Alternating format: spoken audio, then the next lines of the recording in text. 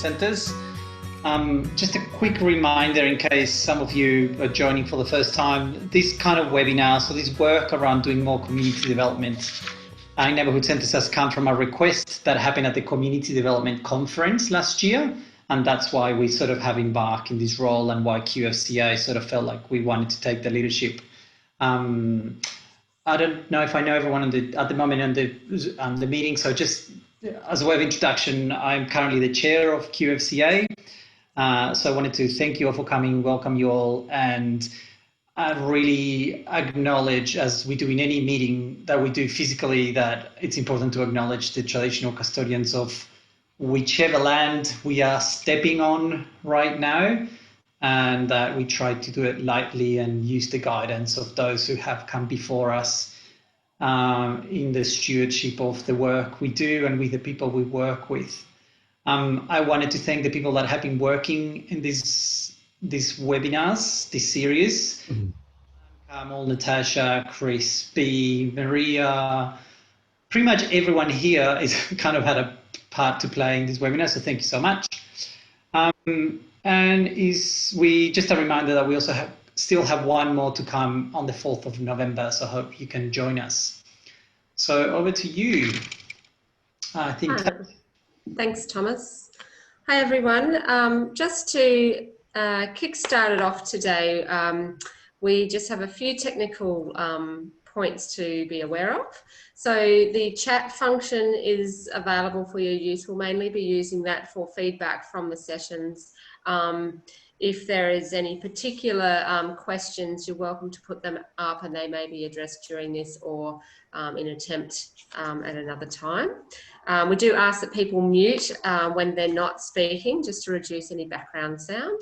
And the sessions are being recorded, so please keep in mind this, but they're not recorded in the breakout groups. Yeah, but that is really valuable also for people to be able to watch these webinars if they can't attend them in person. For anyone that may be sharing a computer to participate today, it would be also great if you could access this via another device, say a phone or something, so that you can also be put into a breakout group to participate more fully later on. So just those points, and I'll hand over to Anne. Thank you. Thanks, Natasha. Thanks, Thomas. And thanks, Chris, for working the technology. And thanks, as always, to QFCA for stepping into this place and making all this possible. So my name's Anne. I'm just going to get us starting on this, this fourth webinar. And the main event today is going to be the long discussion between you on the issues that you have raised. So Chris, can you kickstart that PowerPoint and get us to the first slide? Not the title, the second slide, I guess.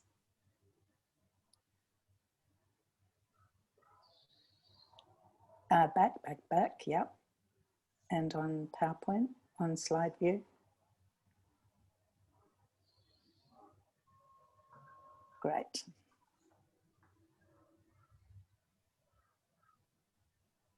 Back. Yeah, that's the one we want. Okay, so some of you today may not have been at every webinar, but we're building a process as we go.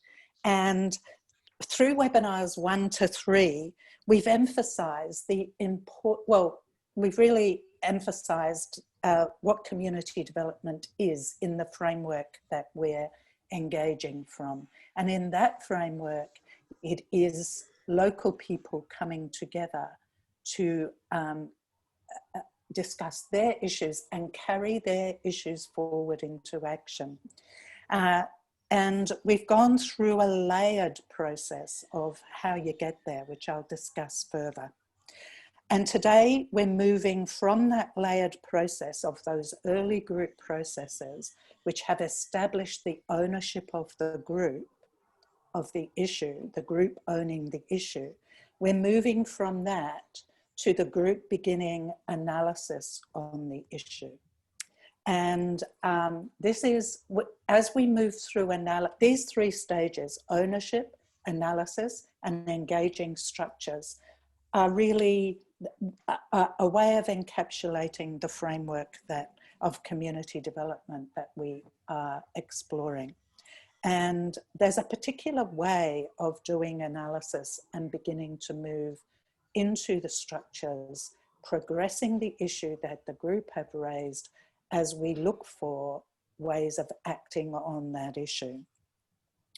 So don't worry if you have missed and you haven't been able to catch up on the webinars. I'm sure that the facilitators of the groups will be able to guide you, but we are working with a process. We are not today working with quick solutions to the issues that have been raised. We're kind of working through a process together. Now, just before I will also just mention the research in a minute, but before we go into that, I do just want to say from all of the group who've been hosting these webinars, that we are really, really happy to see you back and to see you holding in. And we want to congratulate you on that. We know in your busy lives, it's hard to hold in. And this is the fourth of the webinars. And the evaluation today is going to ask you what's holding you in with these webinars. That's a really important question, and we can't do it through a poll because the poll can only do multiple choice. And we think your reason might be outside of anything we could imagine. So that evaluation question will come up at the end, and I'm just flagging it now. So it's there in the back of your mind and you can start thinking about it.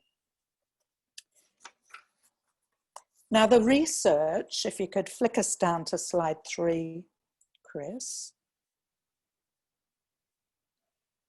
We decided to track this webinar journey with a documentation, really. Research is a glamorous name for saying we're having a conversation and we're documenting it. It's a very practical piece of work.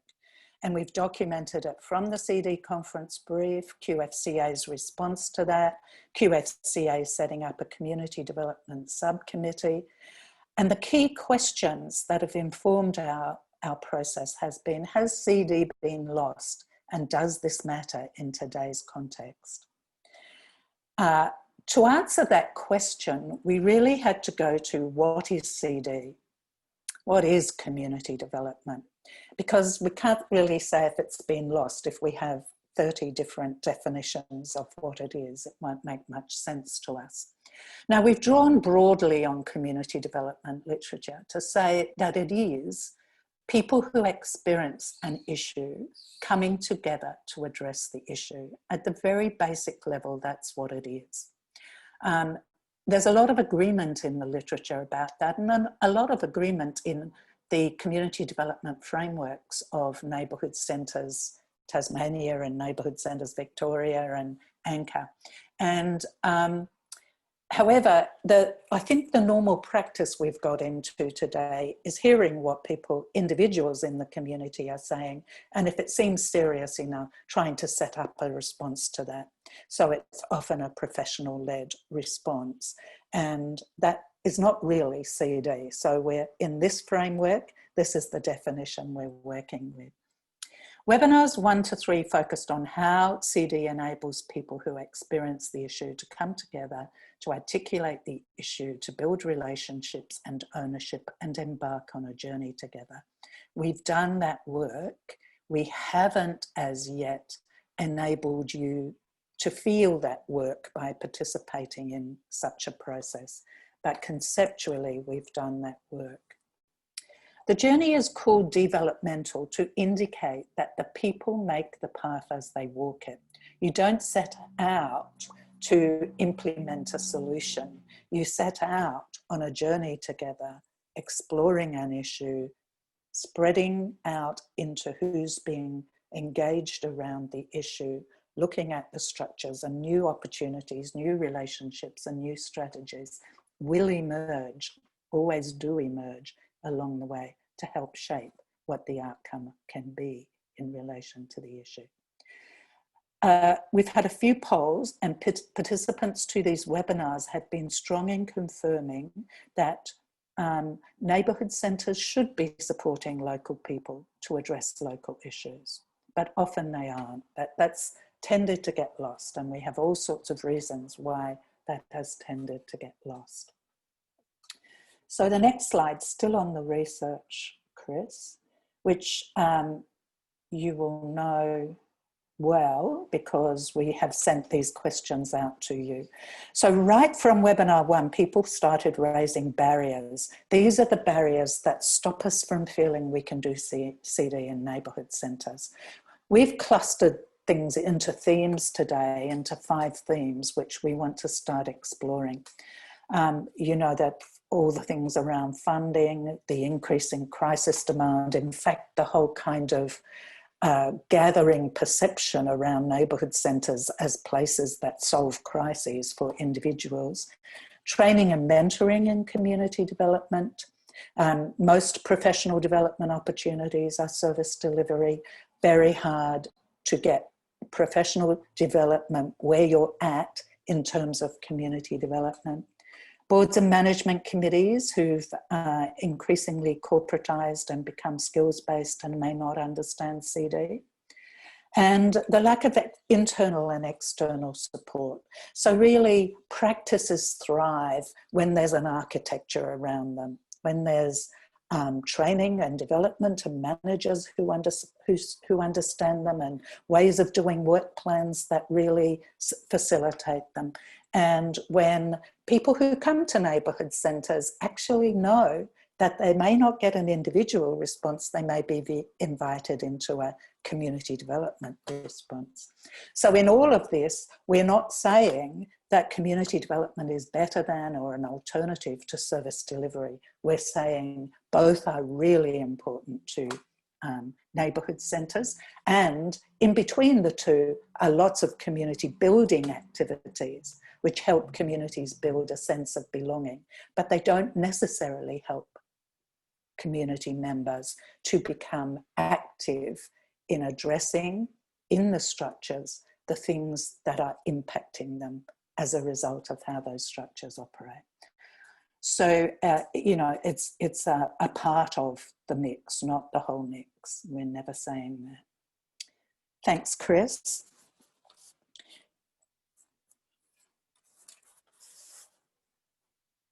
And just moving on, we're not going to go through this today. As we've actually gone through this in webinars 1 to 3, how you develop the relationships and the various layers of getting people to the point where they own and are ready to act on their issues. You asked for a checklist, and this is a checklist. Carmel, drawing on work she had done previously with Pat Wood and drawing on the work we've done together, has put together this checklist, really holding those early stages of the process. If we were doing training with you, we would be doing, especially face-to-face training, we would be doing lots of role plays on how you move through this so you can actually feel the movements of it. But today we're moving on from this, so hold in your mind that this is the background to the work we're doing today, and we're moving to the next stage in the process. So we're assuming when you go into your groups that you're actually part of a group who has already done some work about building ownership of the issue with others in the group. This is the basis, the foundation. And today, actually, Natasha and Carmel worked on a video which encapsulates this process. So this plus the video are a resource for any of your staff, any of your community members who are interested in understanding CD further. Natasha will give you the links at the end of the webinar and we'll send them out to you, and this material will stay on the QFCA website. So it's a really good resource for you, for all of us actually. Yeah, thanks Chris. Okay, so that was a really quick run through of where we've got to of the webinars 1 to 3. So we have been talking about the importance of community members building ownership of the issue. And we just like, as way of introducing you to each other, to someone else, we just like to go into breakout groups. And I'm going to, oh, actually, Maria, you were going to do this. I've got on a roll and I've forgotten. Keep going, Anne. Keep going. Shall I keep going? Yes, all right. please. Well, so this is a very short 8-minute breakout group, just 2 people. And the question is, how do you understand this concept of ownership as a core component of community development practice? What does it mean to you? And when you come back, we will ask you to feed back, whoops, just what are the core things you've thought of that are really important? Why, as to why ownership, owning the issue as an individual and a group is really important as you begin to move forward. So Chris, we are ready for breakout group 1, 8 minutes with one other. Lovely opportunity to introduce yourselves. Way too short, never mind. The next one will be longer. Okay, is everyone's back, are they? That's good. And Maria, did you want to do a bit of just... Oh, we were just going to just give people a chance to share a couple of words about what came up when they were thinking about what does it mean, what does ownership mean as part of the community development method. And I'll start off. Sandra and I discussed, and she said, and we both talked about it, how to intentionally step back from taking leadership or taking the helper role is fundamental to the practice. And she had a great example about, sorry, I'm going to say this really quickly. She had a great example about how that sort of accidentally happened due to a lack of resources. And we're talking about how we turn that around so that it's not, we do that intentionally, step back and create space for people to just explore together. Yeah.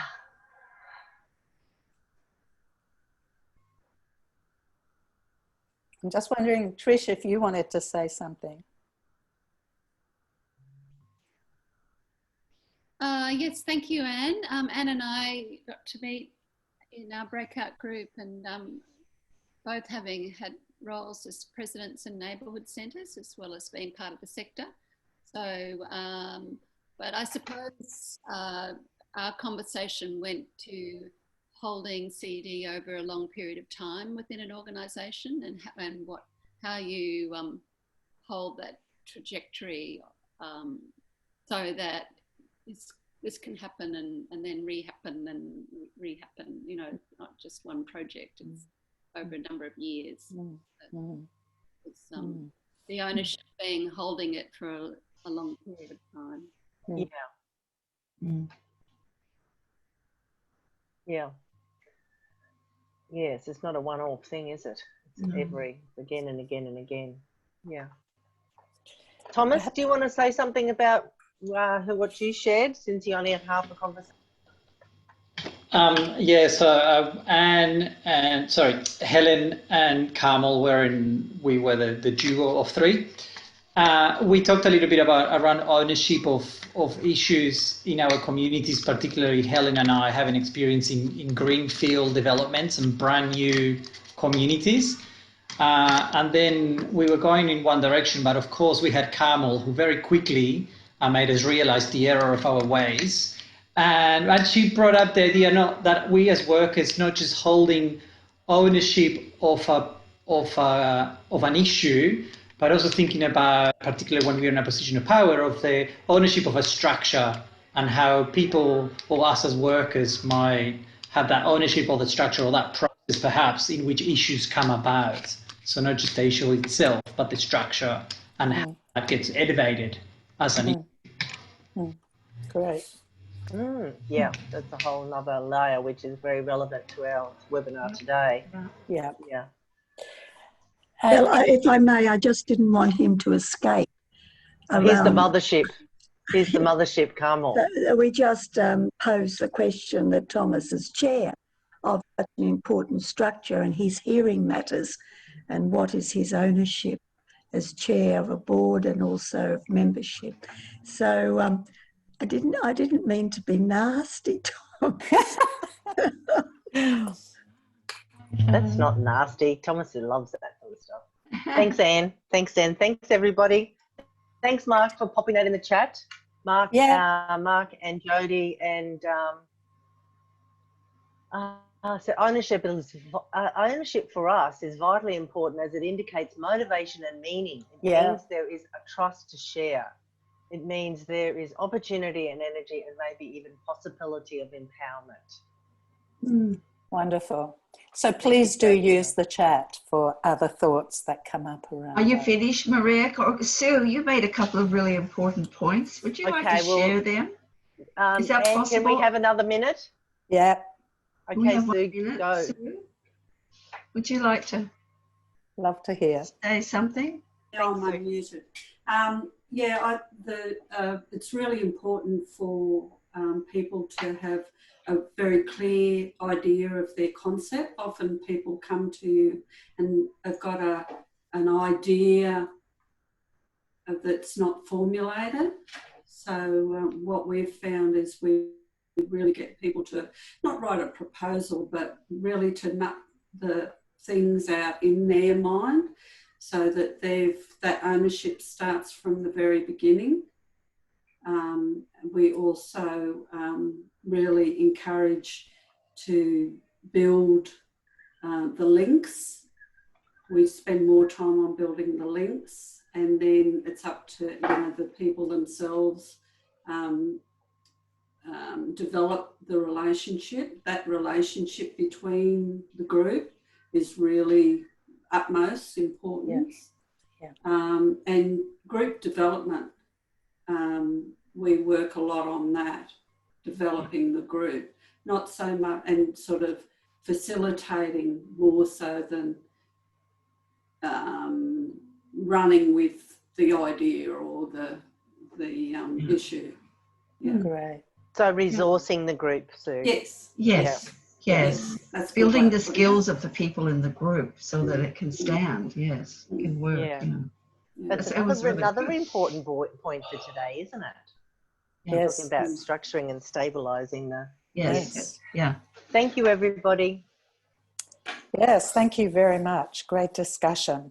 Okay, so remembering we're moving now ownership into analysis. Chris, I'm on slide 8.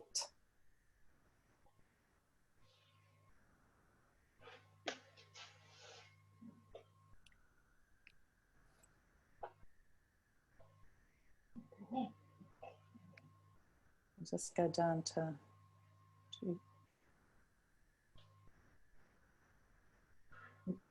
Next one, that's it, moving into analysis. Now you will remember that in webinars 1 to 3, several times it came up that the person experiencing the issue is not the cause of the issue. Actually, we watched Peter Westerby's talk to the neighbourhood centres in Tasmania, and this was one of the things he brought up, that someone's experiencing a lot of lack, which we might label poverty, but of course they're not the cause of their own poverty. So the person experiencing the issue is not the cause of the issue. The causes lie in the structural arrangements of society.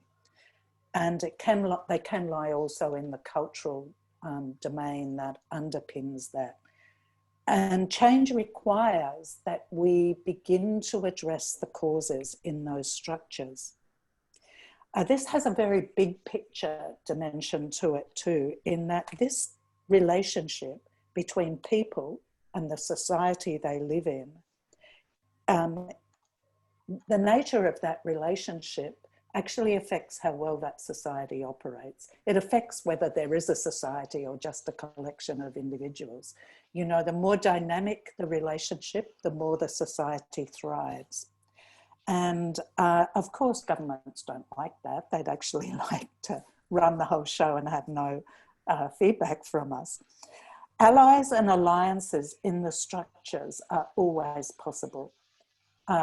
So I guess starting to become ready to move forward is believing that there will be allies and there will be alliances. And creative approaches are always possible. And this bit that, you know, you come to believe over time, there are points of light, people who want to see things work better within all the structures.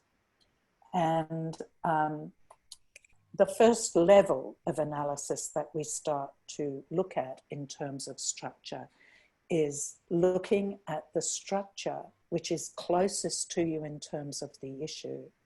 And that is the structure in which you have some legitimacy to speak.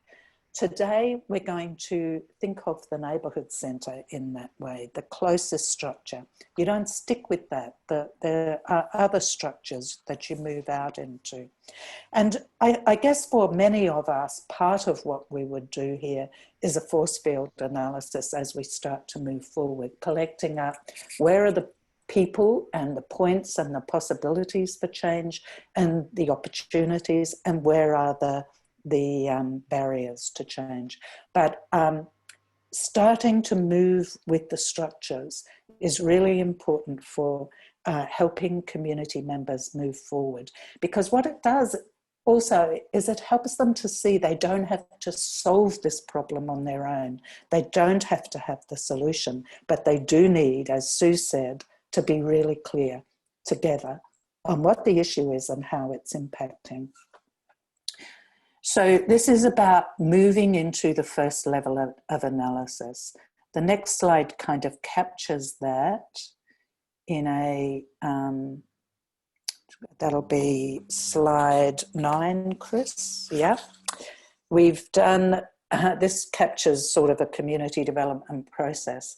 To move forward, you need to have become clear on the issue and clear that that thing you're experiencing personally is now becoming a public issue. You actually see that it's a public issue. Others are experiencing it too. And then starting to analyse how the social systems and structures hold that issue, how it exists within them, beginning with the most immediate structure and moving outwards. And then as you move outwards into the systems and structures, understanding where the social systems fit with this particular issue, identifying who you can form alliances with and action for change. So this is the kind of framework within which we're working, and next week we'll go more into alliances for action. This week we're moving from ownership into analysis, and we're going to do that in breakout group 2. And this is the main event of the day. So just to have a little look, Chris, at slide 10. Does that make sense to people? You can see how we're tracking with an issue. The people have the issue, the structures have to be involved in the change.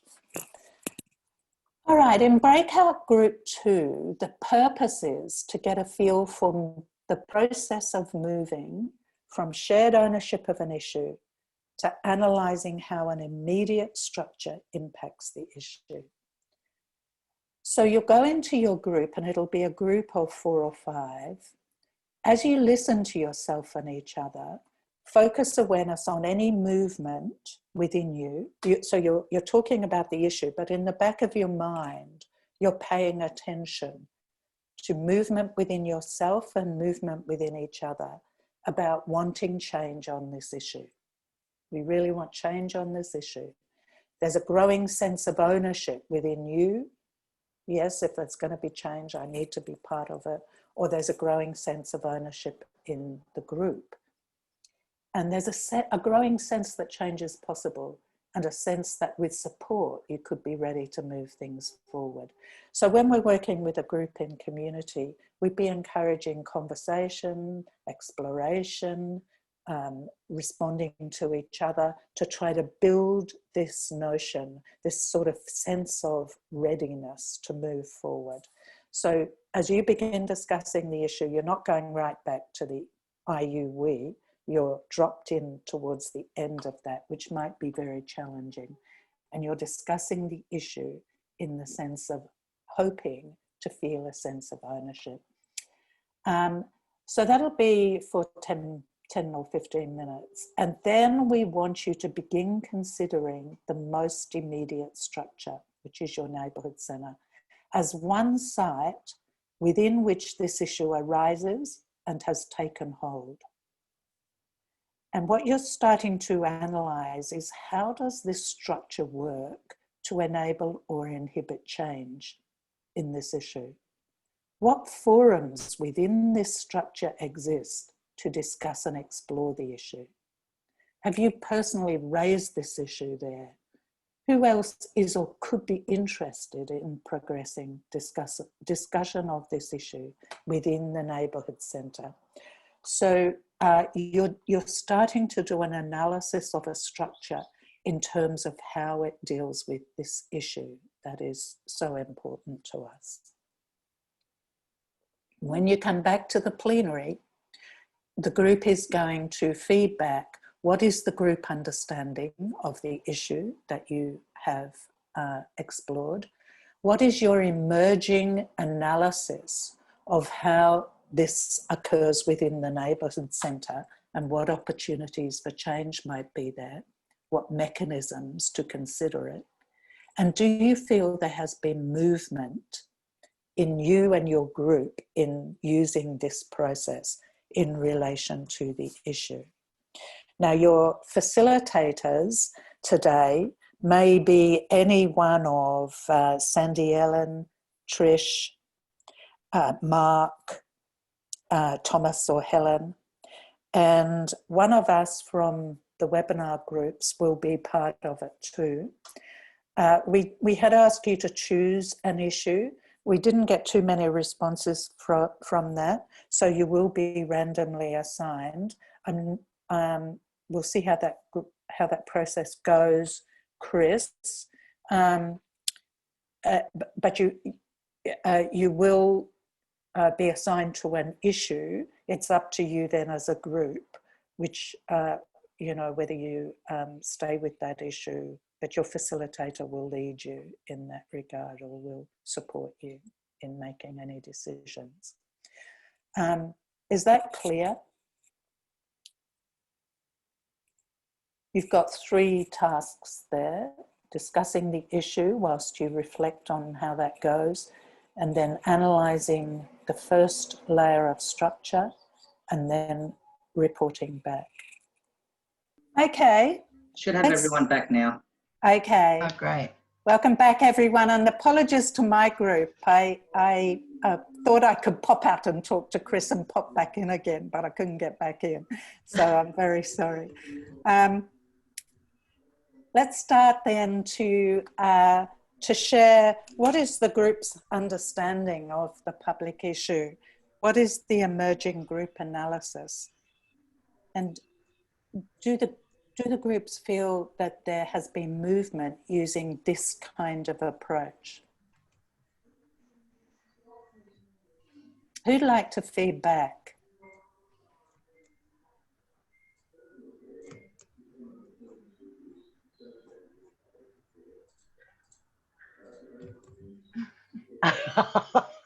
Someone who's got a microphone going in the background in the room next door or something might need to mute. Sounds quite loud.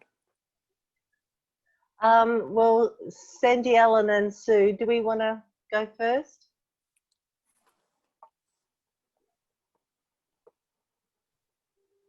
Oh, I can't. I don't. I'm not. No one's talking to me. Do you want me to say something? Sue's saying yes. Well, we were in the group talking about funding, but we linked funding to the to Sue's structure, which is located within a council, their council staff.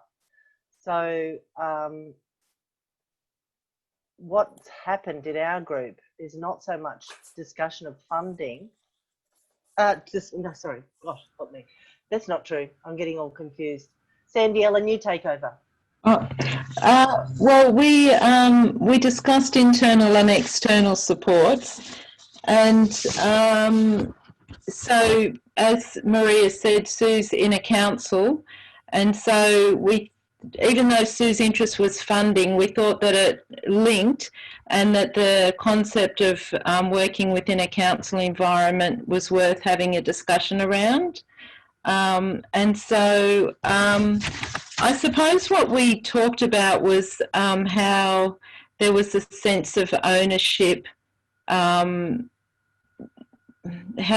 there was that development of a sense of ownership within Sue's working environment. And what we got talking about was that there was some key elements to that she developed over time, and that one of those was documentation. That if something was well documented, then that was a key influential document for not only the community members that might have been involved in working together around that particular issue, but also that was a key way of influencing the structures within council itself. And so that was a strategy that Sue talked significantly about. So we kind of started with there, and we didn't really get to the point, I must say, of looking at what those 3 questions are that we wanted to feed back. Which probably isn't necessarily a good thing. So we really got talking more about what that sense of ownership meant, and then moved from there on to how we might start to analyse things within the council environment. And that's where Sue also talked about the education role and how important the education role was, as well, in terms of bringing managers within that journey. And also she talked about demonstrating and how important demonstrating was.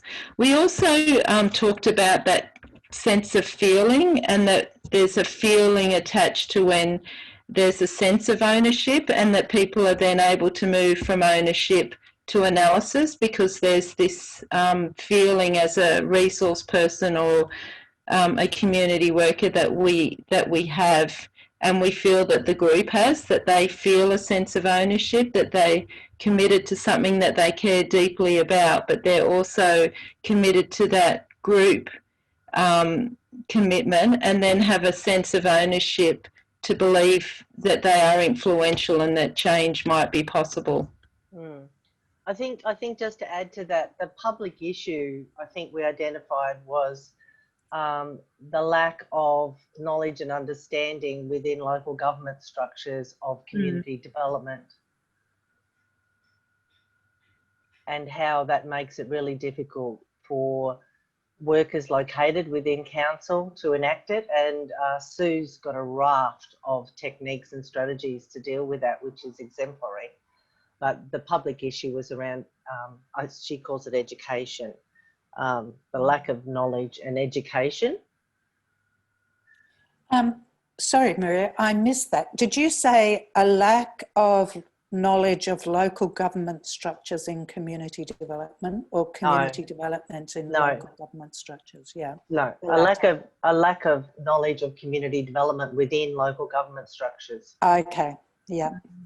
I disagree. Oh yeah. No, well they didn't. Right. Yeah. We're all about community in my council of Bundaberg Regional Council. All about community. All right. Thanks. Got a whole branch, community services. All right. Yeah. Thanks. Great. So it varies, of course. Yeah. Who else? Helen, who's feeding back from our group? I am Anne. So Thanks, Jodie. Okay, so the issue that we looked at was with relation to training, appropriate training opportunities. In terms of our understanding of that issue, there was a few things that came up. So particularly for those neighbourhood centres, so I was with Paula from Benara. If you're the only worker or only one of only two workers in that space, it can be quite difficult to access because one inhibitor might be costs, and obviously also the time. And depending on your board or committee, you know, also support for you to actually take that time away to actually engage in that training or mentoring.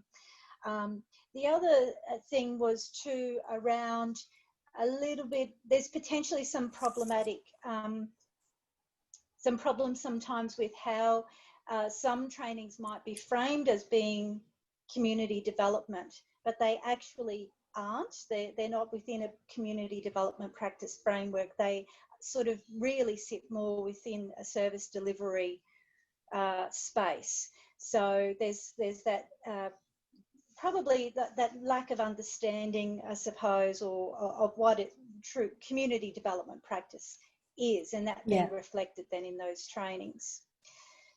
And in terms of emerging group analysis, so yeah, like I said before, it can make it difficult, particularly in those spaces where there is just one worker. But really, within our neighbourhood centre, we need to have supportive management and boards who understand developmental practice and places value on being able to access those sorts of opportunities. You know, looking at what other structures exist that we're already connected to. So, for example, we were able to identify for Benara, you know, Paula has engaged quite a bit with different mentors that she can seek out support. On the Sunshine Coast, you know, we also have the Sunshine Coast, the co-op, which is a cooperative of the different funded neighbourhood centres. So that's an avenue for actually, that's a structure that can actually drive change.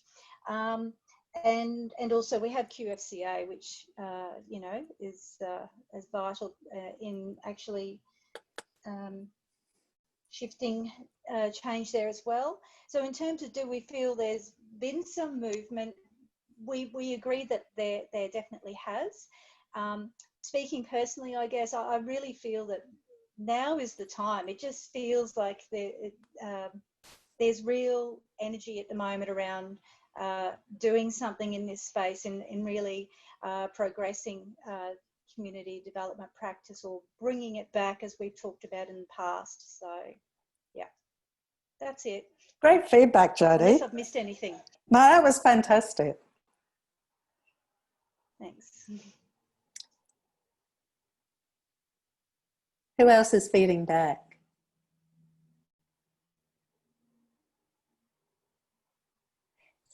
If you don't want to... I can, that's someone else. Natasha, was that you speaking? Yeah, it was. Then someone else was speaking at the same time. So Yeah, no, I was just asking Sharon if she wanted to say a couple of things. And I think I said at the same time that I was speaking back, so. You want me to go ahead? Yeah. Okay. So our area was management committees. It was myself and Rose and V and Patricia in it. All agreed that it's a relevant issue. And I've got some notes, so, but V and Trish said that promised they'd jump in if I needed a bit of help. So it is a relevant issue for all. I mean, there seemed to be that the management committee didn't oppose it, but they really didn't understand it, that we had mixed, management committees from mixed backgrounds and disciplines, lawyers, accountants, IT people, HR people. So it's not that they didn't have issue, they don't have issue with it, they just don't really understand it or really see why it's necessary. However, you know, there were some like Caloundra where these from that have quite a strong community development practice and it's really embedded in the organisation. But we've still said that there's, you know, holding it central to the work as an organisation can be tough, that it's really easy to let it slip down the agenda or even off the agenda. And that, you know, trying to shift from that thing of being in a helping mode as a management and board to community development practice is a big shift and one that needs quite a lot of support and work. Yeah, what else have I missed anything around that? Others jump in. That yeah, we need the tools for to allow staff and management to talk to the boards about it. That there needs to be some